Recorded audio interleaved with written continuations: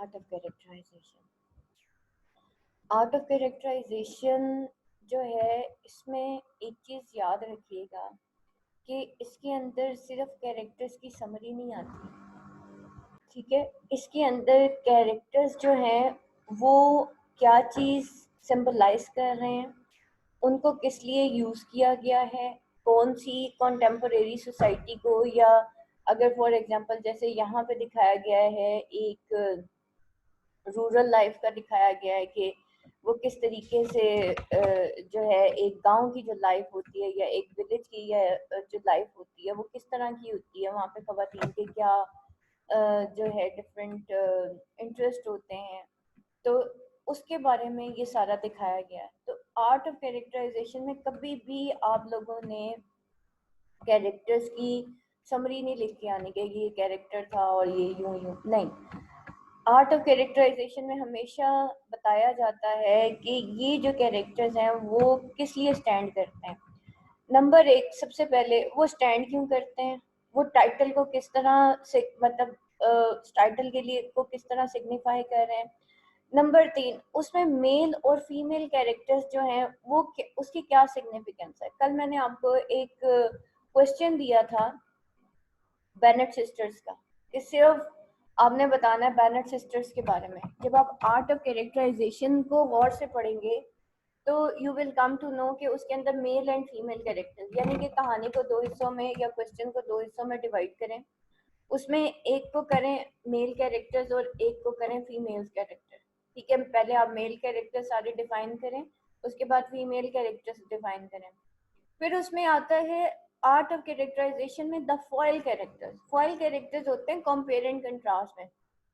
Foil character एक ऐसा character होता है, फॉर एग्जाम्पल अगर हम एलिजाबेथ बेनेट को लेते हैं, तो एलिजाबेथ बेनेट जो है वो ज़रा इंटेलिजेंट ज़्यादा थी और जल्दी से फैसला कर लेती थी, उसके अंदर तकब्बुर भी था और ये सारा कुछ था, जबकि उसकी जो बहन थी जो जेन थी वो उसके टोटली ऑपोजिट बनाई गई थी। इट मीन्स कि वो उसका फॉयल कैरेक्टर है, ठीक है। फॉयल कैरेक्टर का क्या फायदा होता है, ये कंपेयर एंड कंट्रास्ट में भी आ जाता है टू कैरेक्टर्स का, कि जो एक कैरेक्टर होता है ना उसकी ट्रेट्स हाईलाइट होना शुरू हो जाते हैं। अगर फॉयल कैरेक्टर यानी कि अच्छा और बुरा दो, अगर विलन और हीरो दोनों एक कहानी में नहीं होंगे ना, तो जो कहानी है उसका जो कैरेक्टर है वो उसकी थीम हाईलाइट नहीं हो रही होती, तो वो कहानी बिल्कुल डल हो रही होती है, क्योंकि जब एक इंसान की अच्छाई तब मैयर की जाती है जब साथ एक बुरा इंसान भी हो या उसका एक ऑपोजिट कैरेक्टर भी हो, इसको फॉयल कैरेक्टर कहते हैं। सेम इज द केस, जो एलिजाबेथ बेनेट है उसका एक और भी फॉयल कैरेक्टर था, वो था शार्लोटे। शार्लोटे शार्लोटे लुकास जो है वो उसकी बेस्ट फ्रेंड थी, लेकिन एलिजाबेथ बेनेट जिस को रिजेक्ट करती है, जिस रिश्ते को रिजेक्ट करती है, वो कहती है विदाउट लव जो है आपकी मैरिज नहीं हो सकती। जबकि शार्लोटे जो है वो ये कहती है कि भाई औरत को सिर्फ एक घर चाहिए ताकि वो सिक्योर हो सके, अगर वो शादी नहीं करेगी तो वो सिक्योर नहीं रहेगी, तो उसको सिर्फ एक घर चाहिए था जिसकी वजह से वो ये सारा कुछ करती है।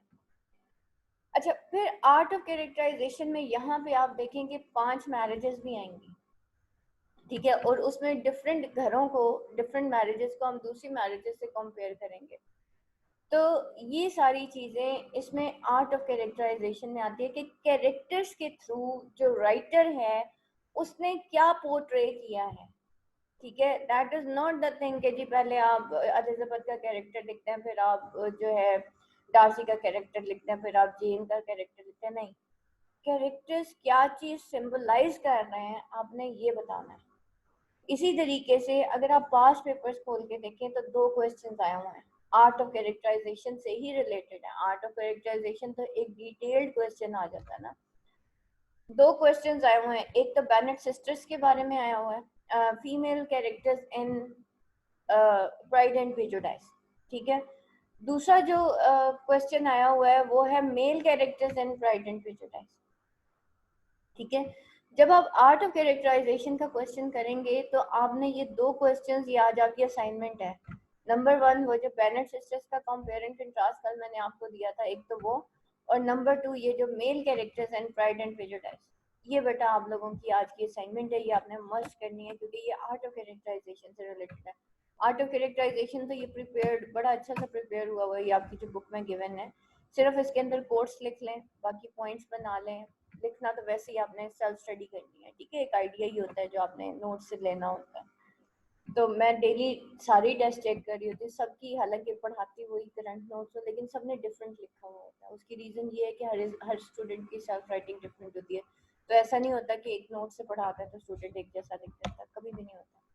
ठीक है, तो दैट इज द थिंग कि आपने देखना है कि अगर ये एक क्वेश्चन है आर्ट ऑफ कैरेक्टराइजेशन, तो वो कितने क्वेश्चन कवर करता है। जब मैंने आपको पढ़ाना होता है, मैं पैरेलल पे साथ साथ आपके पास पेपर्स पढ़ रही होती हूँ, ताकि मैं स्टूडेंट को साथ साथ बताती चली जाऊँ कि बेटा ये आर्ट ऑफ कैरेक्टराइजेशन है, इससे आपके ये 2-3 सवाल कवर हो रहे हैं, इसको आपने गौर से देखना है। ठीक है, क्वेश्चन यही 5-6 ही होते हैं, लेकिन बस उन्हीं में से आपने डिफरेंट क्वेश्चन के आंसर्स बनाने होते हैं। बस ये चीज़ स्टूडेंट को समझ नहीं आ रही होती, बस ये चीज़ अगर आपको समझ आ जाए तो आपका पेपर सॉल्व हो जाता है। ठीक है, तो ये सारा कुछ जो है वो आपने देख के चलना है। यहाँ पे देखें कि ऑस्टन्स आर्ट ऑफ कैरेक्टराइजेशन में देखते हैं कि क्या है। Jane Austen has often been compared to Shakespeare because of the informal character of her work discussed with reference to Pride and Prejudice.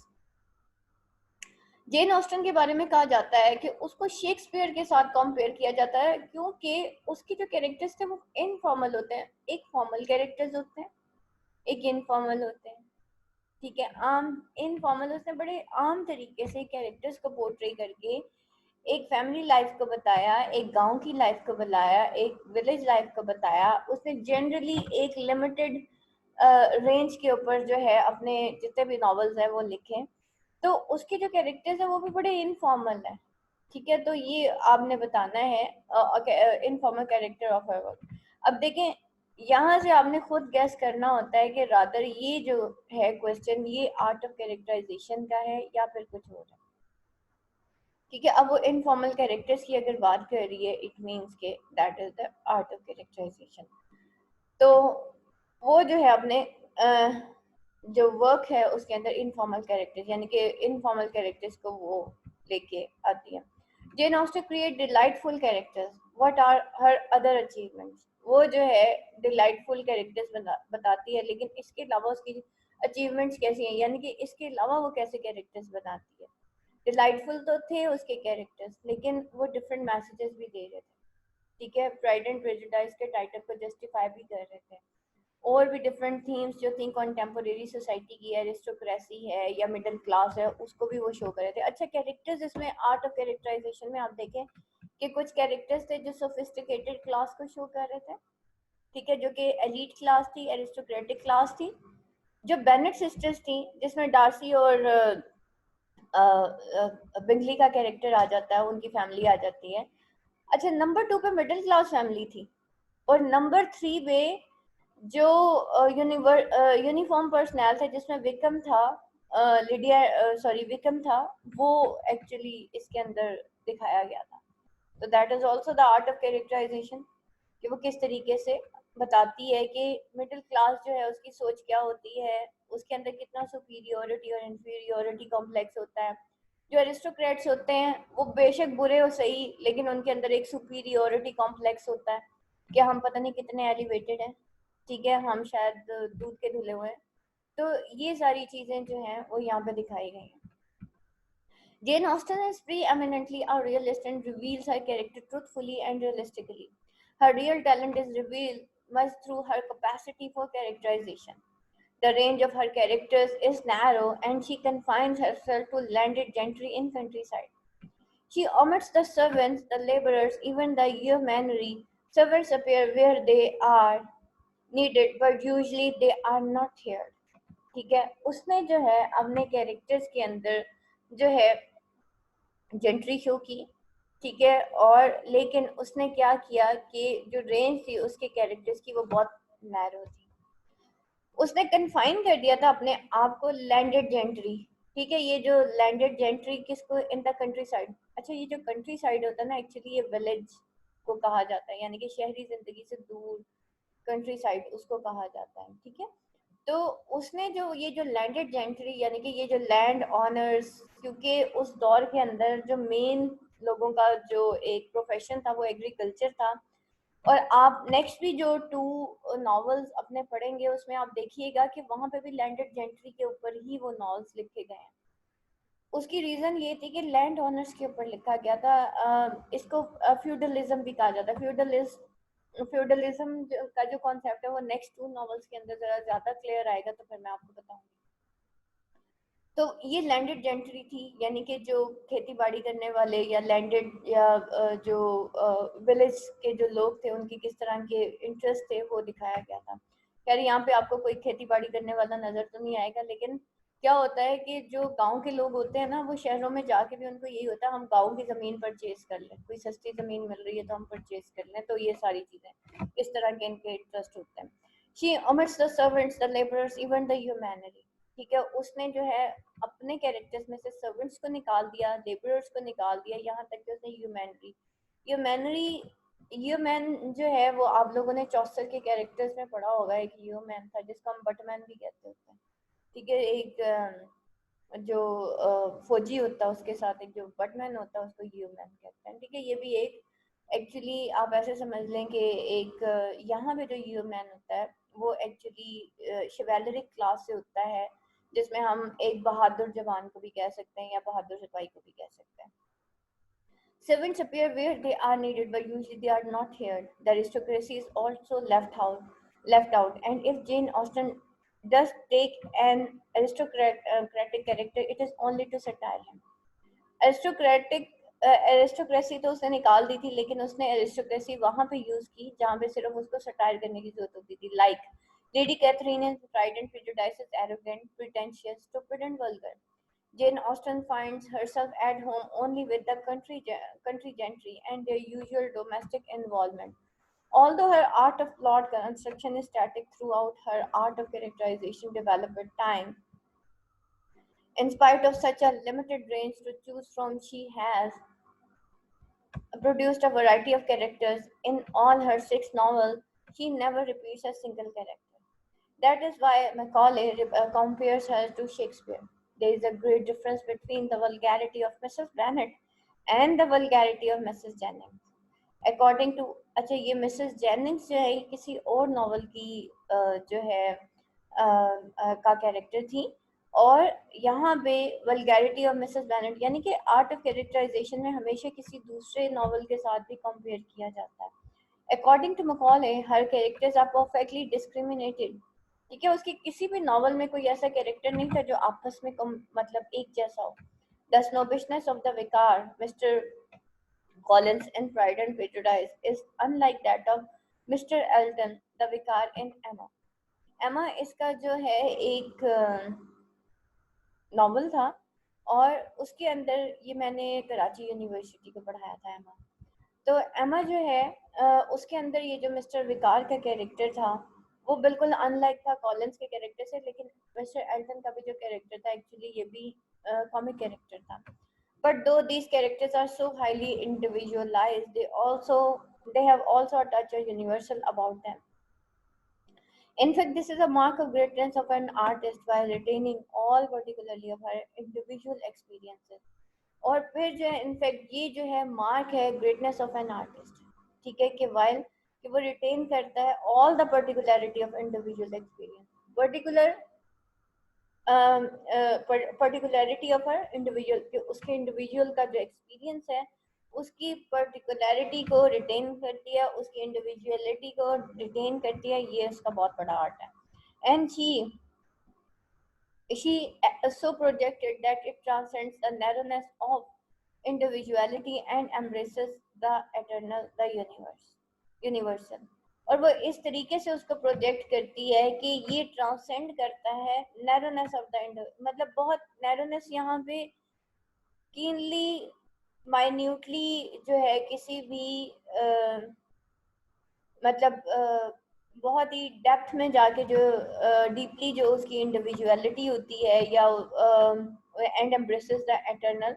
तो यहाँ पे बेटा नैरोनेस उसकी क्वालिटी के मीनिंग्स में आ रहा है कि वो ट्रांसेंड करता है, वो छू लेता है the narrowness of the individuality, कि उसकी वो जो कैरेक्टर की इंडिविजुअलिटी है देखिए कोई भी इंसान इंडिविजुअल कब होता है, जब वो एक उसको इम्तियाज मिल रहा होता है, डिफरेंट होता है, और इस तरीके से वो embraces the eternal the universe, और वो एम्ब्रेस करता है एटर्नल द यूनिवर्स यूनिवर्सल, यानी कि वो कैरेक्टर एक यूनिवर्सल कैरेक्टर बन जाता है। फॉर एग्जाम्पल अगर हम चलें मिसेस बेनेट का ही कैरेक्टर ले लेते हैं, वो एक यूनिवर्सल कैरेक्टर है, क्योंकि नॉर्मली खवातीन इस तरह की हर जगह पे होती है, हर फैमिली के अंदर ऐसी खवातीन पाई जाती हैं। अगर हम एलिजाबेथ की बात करें तो वो भी कैरेक्टर यूनिवर्सल ही है, ठीक है, एटर्नल कैरेक्टर्स हैं, ये यूनिवर्सल कैरेक्टर्स हैं। हाँ, अभी अगर हम यहाँ पे किसी किंग या क्वीन की बात करते तो फिर वो एटर्नल नहीं है, क्योंकि आज के ज़माने में किंग एंड क्वीन मतलब नॉर्मली नहीं पाए जाते। यूनिवर्सल कैरेक्टर्स वो होते हैं जो आम तौर पे हर जगह पे पाए जाते हैं, जहाँ पे बादशाहत भी अगर सऊदिया भी चले जाएं या ब्रिटेन भी चले जाएं, यानी कि इंग्लैंड वगैरह में, तो तब भी आपको यही होगा कि भाई वहाँ पे इस तरह की लेडीज पाई जाती है, ठीक है। तो इस तरह के कैरेक्टर्स यूनिवर्सल होते हैं जो हर तरह पे हर जगह पे पाए जाते हैं। Great artist always make their character both individual and representatives of a certain class, और जितने भी ग्रेट आर्टिस्ट होते हैं उनके जो कैरेक्टर्स होते हैं वो इंडिविजुअल भी होते हैं और वो रिप्रेजेंटेटिव होते हैं सर्टेन क्लास के। Mister Bennet represents all the cynical fathers and husbands who shirk their moral responsibility। तो मिस्टर बेनेट जो है वो रिप्रेजेंट करते हैं तमाम साइनिकल फादर्स को और हस्बैंड्स को, जो कि शेयर कर जाते हैं अपने मोरल रेस्पॉन्सिबिलिटी, ठीक है। बहुत सारी ऐसे घर हैं अभी भी मौजूद हैं, और I am the eyewitness of those homes के बाकी पेरेंट्स पढ़े लिखे होते हैं लेकिन अपने आप को कुछ एक्टिविटीज तक कन्फाइन कर लेते हैं। दे नेवर बॉदर कि हमारे बच्चों को हमारी ज़रूरत है, और वैसे वो ज़रूरियात पूरी कर देंगे अपने बच्चों की, जिसमें टैबलेट भी दे देंगे, मोबाइल भी दे देंगे, उनको आइसक्रीम भी खिला देंगे, लेकिन जो मेन रिस्पॉन्सिबिलिटी है ना तरबियत की, वहाँ से पीछे हट जाते हैं, वहाँ से वो बहुत लैक कर जाते हैं। Elizabeth is quite universal in her charm. Elizabeth जो है वो यूनिवर्सल है अपने चार्म में and wit in even her prejudice. We can represent all pleasant looking but selfish and unprincipled flirts. Jane Austen usually presents her character dramatically through their conversation, their actions, their letters. She makes a very careful use of conversation. अब देखिए वो अपने characters को represent कैसे कर रही है। आपने ये नहीं लिखना आर्ट ऑफ कैरेक्टराइजेशन में कि एलिजाबेथ कैसी थी, आपने बताना है जेन ऑस्टन ने किस तरीके से कैरेक्टर्स को रिप्रेजेंट किया, ठीक है। कैरेक्टर को लिख देना और राइटर के अकॉर्डिंग उसको रिप्रेजेंट करना दोनों डिफरेंट चीजें होती हैं। तो आपने ये दिखाना है कि जेन ऑस्टन ने कैसे रिप्रेजेंट किया अपने जो कैरेक्टर्स हैं, थ्रू देयर कन्वर्सेशन, उनकी कन्वर्सेशन के थ्रू, उनके एक्शंस के थ्रू, उनके लेटर्स के थ्रू। इसी को आर्ट ऑफ कैरेक्टराइजेशन कहते हैं कि कैरेक्टर्स को किस तरीके से पोर्ट्रे किया गया, ठीक है। और वो हमेशा रिवील होते हैं कैरेक्टर थ्रू देयर कन्वर्सेशन और अपने एक्शंस के थ्रू, स्टोरी के थ्रू, प्लॉट जो है उसको इस तरीके से बनाया जाता है कि कैरेक्टर्स एंड में जाके रिवील हो जाते हैं। She makes a very careful use of conversation, which says Robert, Lydia is the 3/4 of our world. और वो जो है इतनी केयरफुल यूज ऑफ कन्वर्सेशन करती है कि रॉबर्ट ने कहा कि लिडिया जो है 3/4 ऑफ आवर वर्ल्ड है। ये देखें, ये अब यहीं पे एक कोट आ गई है, ठीक है। इसको बेटा अंडरलाइन कर लें अपनी बुक्स के अंदर। Her characters develop through dialogue, which means they are revealed in conversation or what others says about them. For instance, in dialogues between Darcy, Elizabeth reveals the hostility between the two. For instance, अगर देखा जाए तो हम ये देखते हैं कि ये जो डायलॉग्स हैं जो कि डार्सी और एलिजाबेथ के दरमियान है, वो क्या शो कर रहे हैं, वो hostility between the two, Darcy और एलिजाबेथ के दरमियान जो हॉस्टिलिटी है, जो नफरत है, उसको शो कर रहे हैं। Caroline, Darcy, Caroline, Wickham and Lydia revealed much of themselves through their actions. इसी तरीके से बाकी जितने भी कैरेक्टर्स हैं वो किस तरीके से अपने आप को शो करते हैं, एक्शंस के थ्रू शो करते हैं। While some of them like Collins, Collins and Lydia reveal through their letters, जबकि Collins और Lydia जो है वो अपने लेटर्स के थ्रू रिवील होते हैं। Not only Collins and Lydia, एक और भी कैरेक्टर था जो कि लेटर के थ्रू रिवील हुआ था। कौन सा कैरेक्टर था? कैरेक्टर था इरम ने बताया। हाँ जी जनाब, डार्सी का कैरेक्टर था जो कि लेटर्स के थ्रू, तो यहाँ पे ऐड कर लेंगे point. We learn about Elizabeth through her speech, Elizabeth को हम रिवील कैसे करते हैं अपनी उसकी स्पीच के थ्रू। एक्शन और the remarks of such people as Darcy, या जो रिमार्क्स जो डार्सी ने उसके बारे में दिए थे उसके थ्रू हम देखते हैं कि एलिजाबेथ कैसी है। A direct comment is something added, एक डायरेक्ट कमेंट भी वो ऐड करती है, ठीक है। तो ये एक अच्छा, कभी आर्ट ऑफ नरेशन भी आ जाए ना, और स्टाइल भी आ जाए अगर, तो प्राइड एंड प्रेजुडिस का, तो ये सारे आपके पॉइंट्स उसके अंदर भी ऐड हो सकते हैं। तो साइड पे लिख लें बुक के स्टाइल, ठीक है। is something added but that is often in the form of explicit statement of what has already been suggested dramatically. Thus in first chapter of Pride and Prejudice, the mean understanding of Mrs. Bennet and sarcastic humor of Mr. Bennet have already been revealed in the dialogue before the novelist make a direct comment on them. तो इस लिहाज से देखा जाए first chapter of Pride and Prejudice में, तो जो mean understanding थी मिसेस बेनेट की, और उसका जो सरकास्टिक ह्यूमर था किसका, मिस्टर बेनेट का, have already been revealed in their dialogues, वो भी उनके डायलॉग से के थ्रू ही रिवील हुआ before the novelist make a direct comment on them. Though Jane Austen does not conceive her characters in pairs, as Thackeray usually does, her characters are substantially revealed through comparison and contrast. आगे again comparison and contrast, इससे पिछले paragraph में हमने क्या देखा कि character reveal हुए हैं through speech, action and dialogues. अब के पैराग्राफ के अंदर हम क्या देखने जा रहे हैं कि कंपैरिजन एंड कंट्रास्ट, जैसे मैंने आपको कहा ना, हर कैरेक्टर का एक फॉइल कैरेक्टर होता है, ठीक है, जिसकी वजह से जो प्रीवियस कैरेक्टर होता है, जो फॉर्मर कैरेक्टर होता है, वो हाईलाइट हो रहा होता है। तो इस तरीके से अब अगर यहाँ पे देखें, आप इस पैराग्राफ में देखें, तो मेन थीम क्या हो गई इस पैराग्राफ की, compare and contrast of the characters. इसके बाद आप फीमेल कैरेक्टर्स को ले सकते हैं, उसके बाद मेल कैरेक्टर्स को ले सकते हैं। देखिए कितने सारे पैराग्राफ्स बनते हैं आर्ट ऑफ कैरेक्टराइजेशन, ठीक है। तो यहाँ पे Lady Catherine and Mrs Bennet balance each other in their vulgarity. तो लेडी कैथरीन और मिसेस बेनेट को देखा जाए तो वो एक दूसरे को कैसे बैलेंस करती है, एक ताल्लुक रखती है किससे, अरिस्टोक्रेट से, और दूसरी ताल्लुक रखती हैं एक ऐसी फैमिली से जो कि मिडिल क्लास होती है। लेकिन दोनों ही कैसे बैलेंस आउट करती है कि दोनों ही क्लासेस के अंदर एक तो वल्गैरिटी थी, दूसरा दोनों हर वक्त क्या करती रहती थी, मैच मेकिंग मैनर्स, ठीक है। हर वक्त इसकी शादी उसके साथ कर दो, उसकी शादी इसके साथ। Wickham serve as contrast to Darcy, इसी तरह विकम जो है वो डार्सी का कंट्रास्ट था। जबकि बिंगली जो है इस फॉइल, आ गया ना वर्ड फॉइल कैरेक्टर, यही बात आपको कह रही थी कि foil character, foil to him, जबकि बिंगली भी फॉइल कैरेक्टर था डार्सी का, ठीक है। Elizabeth is compared and contrasted with Jane और Charlotte Lucas and Caroline Bingley, ठीक है। और एलिजाबेथ का जो है उसको कंपेयर किया गया किसके साथ, जेन के साथ, शार्लोटे लुकास के साथ, और उसके बाद कैरोलिन बिंगली, ठीक है, उसके साथ उसको कंपेयर किया गया। उसके बाद आता है फीमेल कैरेक्टर्स। देखिए next paragraph of female characters का आ रहा है, ठीक है।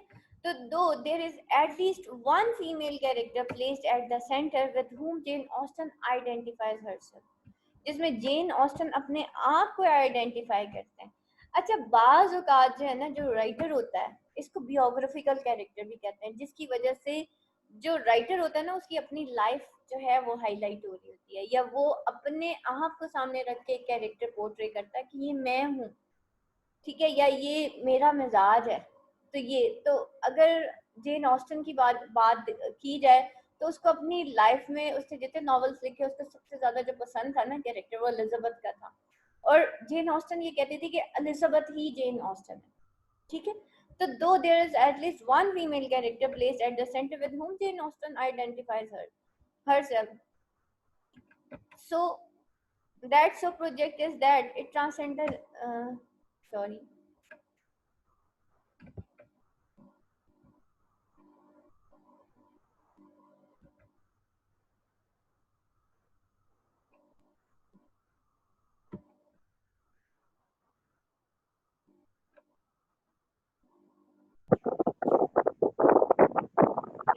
आपको आइडेंटिफाई करती है कैसे कि through the character of the Elizabeth Bennet, ठीक है। The identity is never complete, और वो अपने आप को तो आइडेंटिफाई करती है लेकिन ये आइडेंटिटी कभी कंप्लीट नहीं हुई। In Pride and Prejudice, Elizabeth Bennet echoes Jane own sense of humor, और Pride and Prejudice में देखा जाए तो एलिजाबेथ का जो कैरेक्टर था, एलिजाबेथ बेनेट का कैरेक्टर, वो इको करता था जेन ऑस्टन को, यानी कि वो रिप्रेजेंट कर रहा था जेन ऑस्टन के अपने सेंस ऑफ ह्यूमर को और आयरॉनिक विट एंड एबिलिटी। तो अब क्या है यहाँ पे कि Jane Austen's own sense of humour और आयरनिक विट जो है and ability to laugh at whims and inconsistencies, but it would be preposterous to assume that Jane Austen herself suffered from all these prejudices suffered by Elizabeth. अब जो है वो Jane Austen जो है हमेशा अपने आप को कंपेयर कर दिया एलिजाबेथ के साथ, और जो एलिजाबेथ जिन मेंटल कॉन्फ्लिक्ट्स के साथ वो सफर करती रही थ्रू आउट द नॉवल, हमने जो देखा, तो जेन ऑस्टन भी इन्हीं मेंटल कॉन्फ्लिक्ट्स के साथ वो सफर करती रही है। The sympathy and partial identification help Jane Austen in delineating the character faithfully, and at the same time she maintains the distance necessary for realistic and impartial rendering of character. अब ये जो sympathy थी और partial identification थी, जो कि वो अपने आप को मतलब कंपेयर करती थी एलिजाबेथ के साथ, उसने जेन को हेल्प किया इन डिलाइनेटिंग द कैरेक्टर फेथफुली, कि वो एलिजाबेथ का कैरेक्टर फेथफुली डिलाइनेट करे, खूबसूरती से पोर्ट्रे करे, and at the same time she maintains the distance necessary for realistic. लेकिन दूसरी तरफ उसने क्योंकि वो एक रियलिस्टिक थी और उसने जो है एक डिस्टेंस, नेसेसरी डिस्टेंस भी क्रिएट किया कि पूरी की पूरी वो कोई एलिजाबेथ बेनेट नहीं बन गई थी। एक्चुअली होता क्या है कि अभी आगे जाके आप देखेंगे कुछ ऐसे नॉवेल्स आएंगे स्पेशली पार्ट 2 के अंदर जाके जो टोटली ऑटोबियोग्राफिकल है, ठीक है, टोटली ऑटोबियोग्राफिकल है, यानी कि वो जो नॉवेलिस्ट होता है वो अपनी लाइफ के ऊपर एक कहानी लिखता है, सिर्फ कैरेक्टर नेम चेंज कर देता है और बेसिकली वो खुद होता है। यहाँ पे जेन ऑस्टन ने ऐसा नहीं किया। जेन ऑस्टन ने क्या किया कि जो मेंटल कॉन्फ्लिक्ट्स या जो सोचें उसकी अपनी थी ना, और फिर फाइनली आहिस्ता आहिस्ता, देखिए वक्त के साथ साथ इंसान मैच्योर होता है ना, अचानक से कोई इल्हाम नहीं हो जाता कि मैं 16 साल की हो गई हूँ तो मुझे इल्हाम हो जाएगा कि सब कुछ ठीक है, या 20 साल के हो, हर चीज ग्रेजुअली इंसान के अंदर आती है। आप 30 इयर्स तक, 16 से लेके ये तकरीबन 30 साल तक हम डिफरेंट मेंटल कॉन्फ्लिक्ट्स का शिकार रहते हैं। इवन 33-35 इयर्स तक यही कुछ चलता रहता है। आफ्टर दैट आपकी पर्सनैलिटी हार्मोनाइज होना शुरू हो जाती है, बिकॉज आप जिंदगी के डिफरेंट एक्सपीरियंस से गुजर चुके होते हैं, स्पेशली आफ्टर मैरिज। जब आप जिंदगी के डिफरेंट एक्सपीरियंसेस से गुजर जाते हैं, फिर आपकी लाइफ जो है वो हार्मोनाइज होना शुरू होती है, फिर वो बैलेंस आउट होना शुरू होती है, आपकी जिंदगी में डिफरेंट किस्म के लोग आते हैं।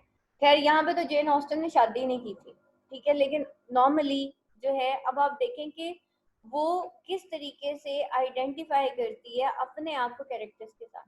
तो वक्त के साथ साथ जो एक इंसान को हर चीज जो है वो विजुअलाइज करना शुरू कर देता है, हर चीज उसके सामने खुल के आ जाती है। तो ये बेटा वक्त के साथ साथ होता है, अचानक से नहीं हो जाता कि मैं आपको लेक्चर दे दूंगी और आपको समझ आ जाएगा कि भाई लाइफ इस तरह की होती है। Motivational lectures are important thing, but जब तक आप उन एक्सपीरियंसेस से नहीं गुजरेंगे वो मेच्योरिटी हमारे अंदर नहीं आती, ठीक है। तो दैट इज द थिंग। तो क्या होता है कि same is the case with her self, कि उसने अपने आप को आइडेंटिफाई तो किया जेन ऑस्टन के साथ, सॉरी एलिजाबेथ के साथ, लेकिन उसने मेंटेन किया एक distance necessary for realistic and impartial rendering of character. उसने एक बीइंग एन ऑब्जर्वर भी उस कैरेक्टर को पोर्ट्रे किया, थोड़ा सा उसने डिस्टेंस रख के किया कि इम्पार्शियल भी वो रही, कि कहीं इतना ज्यादा उसके साथ सिंपैथाइज ना कर जाए कि बिल्कुल ही डिलाइनेट कर जाए वो, या बिल्कुल डेविएट कर जाए टुवर्ड्स कैरेक्टर ना। तो ये सारी चीजें उसने अपने कैरेक्टर के थ्रू पोर्ट्रे किया। Her world of reality is never disturb for all its romances, elopement and rejection. तो उसकी जो वर्ल्ड ऑफ रियलिटी है वो कभी भी डिस्टर्ब नहीं हुई, हालांकि उसके अंदर रोमांसेस भी थे। नॉवल के अंदर हमने अलॉपमेंट्स, यानी कि वो जो लड़की भाग जाती है विक्रम के साथ, लिडिया, एंड रिजेक्शन, इसके बावजूद वो जो लाइफ थी वो बड़ी स्मूथली चल रही थी। आप नॉवल के अंदर देखे कोई पैनिक क्रिएट नहीं हुआ, लिडिया भाग गई तो भाग गई, उसके बाद सब कुछ हार्मोनाइज हो गया because of the convincing reality of the characters. क्योंकि कैरेक्टर्स की जो एक कन्विंसिंग रियलिटी वो दिखाई गई थी। Her characters have many sidedness and like real man they are mixture of good and evil. Yes, characters जो हैं वो मिक्सचर थे गुड एंड इवल का, और उसके कैरेक्टर्स जो हैं वो many sidedness and like real man. ठीक है, यहाँ मेनी साइडेडनेस लिखा हुआ बेटा, इसको मेनी साइडेड कर दें, and like real man and they were the real man. ठीक है, उसके कैरेक्टर्स जो हैं वो जो है मैनी साइडेड थे और रियल मैन थे। They are mixture of good and evil, virtue and wickedness. Although any one trait may be prominent in a character, yet no single trait dominant. Although any one trait may be prominent, हर किसी का trait जो है वो prominent हो सकता था in a character, yet no single trait dominates, लेकिन कोई हुआ होता नहीं है। For instance, although Elizabeth is an embodiment of wit, virtue and intellect, yes, she also possesses pride and prejudice. बेशक वो wit, virtue and intellect का एक एम्बॉडीमेंट थी, लेकिन वो eight the same time pride and prejudice को भी poses करती थी। ठीक है, अब यहाँ पे देखें कि इंसान गुड एंड बैड का कॉम्बिनेशन है, तो एलिजाबेथ जेन ऑस्टन जो है उसने रियलिस्टिक कैरेक्टर्स पोर्ट्रे किए। उसने कोई हीरो को या हीरोइन को ये नहीं दिखा दिया कि बहुत ही नेक तरीन है, या विलन को ये भी नहीं दिखा दिया कि बिल्कुल ही विकेड है, बल्कि उसने ये दिखाया कि इंसान जो है वो कॉम्बिनेशन है। These are the realistic characters. इंसान के अंदर अगर विद वर्च्यू इंटेलेक्ट है, तो एलिजाबेथ के अंदर दूसरी तरफ प्राइड एंड प्रेजुडिस भी है। Her major character change and grow under the stress of circumstances. इसी को राउंड कैरेक्टर्स कहते हैं ना। कल मैंने आपको कहा था कि round characters and flat characters क्या होते हैं, बताया था कल, सॉरी पार्ट 2 में मैंने कल क्वेश्चन किया था स्टूडेंट से कि राउंड कैरेक्टर्स क्या होते हैं और फ्लैट कैरेक्टर्स क्या होते हैं। लिखें जी, आज का क्वेश्चन कल पूछूंगी आपसे, मुझे कल आप लोगों ने बताना है राउंड कैरेक्टर्स और फ्लैट कैरेक्टर्स क्या होते हैं। Her major character change and grow under the stress of circumstances. ठीक है, ऐसे कैरेक्टर्स जो कि चेंज एंड ग्रो होते हैं under the stress of circumstances, इनको राउंड कैरेक्टर्स कहते हैं और ये मेजर कैरेक्टर्स होते हैं। ठीक है, और जो माइनर कैरेक्टर्स थे वो फ्लैट थे। For example Mrs Bennett who never changes her colour, जो कि वक्त के साथ चेंज नहीं होते, सर्कमस्टांसेस के साथ चेंज नहीं होते, उनको हम फ्लैट कैरेक्टर्स कहते हैं, जिसमें सर्वेंट्स आ जाते हैं। माइनर कैरेक्टर जिसमें मिसेस बैनेट थी, मतलब इनमें चेंज नहीं आया ना, शुरू से इसी तरह की थी, ऐसी ही रही, ना उनकी सोच में चेंज आया ना उनके अंदाज में चेंज आया। Jane Austen had deep insight into process of chart and psychology of mind. अच्छा, ये जो राउंड कैरेक्टर्स होते हैं इनको कॉम्प्लेक्स कैरेक्टर्स भी कहते हैं, लिख लें अपने बुक्स में। Jane Austen had deep insight into the process of chart and psychology of mind. Jane Austen जो है उसकी deep insight है processes of chart और psychology of mind। ठीक है, वो processes of chart और psychology of mind में वो उसकी deep insight है। This penetration enable her to elucidate complex character। इस वजह से वो उसकी यही एबिलिटी है कि वो elucidate करते हैं इन complex character को। complex characters को ही round characters कहा जाता है, जो कि क्या होते हैं, change and grow under the stress of circumstances। ठीक हो गया। अच्छा, उसके बाद यहाँ पे देखें, Elizabeth Darcy and Wickham are complex characters. They are psychologically true. They are seen from without as well as from within। ठीक है, वो जो है विदाउट कहते हैं बाहर से, और विद इन अंदर से। उनको सर्कमस्टांसेस के थ्रू भी हम जान सकते हैं, जबकि उनको विद इन यानी कि उनकी सोचों के थ्रू भी पहचाना जा सकता है। This psychological and realistic portrayal of a character is what makes them, according to David Cecil, three-dimensional। देखें कितनी प्यारी छोटी छोटी कोट्स आ रही हैं, लेकिन बड़ी वैलिड किस्म की कोट्स आ रही हैं कि डेविड सिसल ने उसको कहा था कि भाई ये थ्री डायमेंशनल है। ठीक है, अब देखें यहाँ पे साइकोलॉजिकल भी और रियलिस्टिक। साइकोलॉजिकल कैरेक्टर्स ऐसे कैरेक्टर्स होते हैं जिनके मेंटल कॉन्फ्लिक्ट्स को पोर्ट्रे किया जाता है, वो सोच क्या रहे हैं। ठीक है, उनके दिमाग में दूसरे का व्यू पॉइंट क्या है, उसका गुमान कैसा है, ठीक है, उसकी सोच क्या है, उसका फेथ क्या है, ये सब साइकोलॉजिकल कैरेक्टर्स होते हैं। अब देखें, एलिजाबेथ दिमाग से ही एक इमेज बना लेती है ना डार्सी का, ये हमारे मेंटल कॉन्फ्लिक्ट्स होते हैं। और आपको एक और चीज बताऊं, जो खवातीन होती है ना वो नॉर्मली हर वक्त दिमाग से बहुत ज्यादा सोचती हैं, और जो मर्द हजरात होते हैं वो आउटर सर्कमस्टांसेस पे बहुत ज्यादा बेस करते हैं। ठीक है, अल्लाह ताला ने दोनों की फितरत थोड़ी डिफरेंट बनाई है, थोड़ी नहीं अच्छी खासी डिफरेंट बनाई है, ठीक है। तो खवातीन क्या होती हैं, वो साइकोलॉजिकली अच्छा अब मेरे बच्चों की शादी कब होगी, बड़े होंगे तो इंजीनियर भी बनाना है, डॉक्टर भी बनाना है, तो ये देखो ना सास ने क्या कर दिया। तो ये सारी चीज़ें क्या होती हैं, ये हमारी साइकोलॉजिकल इंटरप्रिटेशंस होती हैं जो कि हमें परेशान कर रही होती हैं। आप देखिएगा जितने भी फीमेल्स कैरेक्टर हैं वो सारे साइकोलॉजिकल नॉवेल्स लिखते हैं, और जो मेल कैरेक्टर्स होंगे वो बहुत कम साइकोलॉजिकल नॉवेल्स लिखते हैं। उनमें भी हैं बहुत सारे साइकोलॉजिकल नॉवेल्स, लेकिन फीमेल्स के बहुत ज़्यादा हैं। और फीमेल्स का मोस्टली यही, मैं अब देखें जेन ऑस्टन है तो मैरिज के बारे में लिख रही है, खवातीन का यही होता है ना मेन टॉपिक। तो her characters are true to life, yes, the realistic characters. अच्छा, पीछे हमने देखा कि इस लास्ट पैराग्राफ में हमने मेजर एंड माइनर कैरेक्टर्स को देखा। आर्ट ऑफ कैरेक्टराइजेशन में एक पैराग्राफ आप और भी ऐड कर सकते हैं, that is the major and minor character. उसके अंदर आप कॉम्प्लेक्स एंड फ्लैट कैरेक्टर्स या राउंड एंड फ्लैट कैरेक्टर्स को शो करें, और फिर जो है वो क्या थे, साइकोलॉजिकल उसने इंटरप्रिटेशन की और रियल पोर्ट्रेल किया अपने कैरेक्टर्स को। ट्रू टू लाइफ कहते हैं रियलिस्टिक कैरेक्टर्स को, जो रियलिटी बेस्ड कैरेक्टर्स होते हैं, ठीक है। अब देखिए ना, यहाँ पे अगर हम कहते हैं एक बादशाह था, उसके 3 बच्चे थे, और एंड में एक जिन भूत आ गया उसकी शहजादी को उठा के ले जाता, तो वो ट्रू टू लाइफ कैरेक्टर नहीं होगा। ट्रू टू लाइफ कैरेक्टर वो होता है जो हमारी आम रोजमर्रा जिंदगी में हम देख रहे होते हैं। She does not exaggerate about or exalt them, nor does she demean them. Rather, she portrays them realistically. Even the dull and commonplace of character become interesting. The pompous stupidity of Mr. Collins and the absurdity and vulgarity of Mrs. Bennet should in real life prove as irritating to us to Elizabeth and Darcy.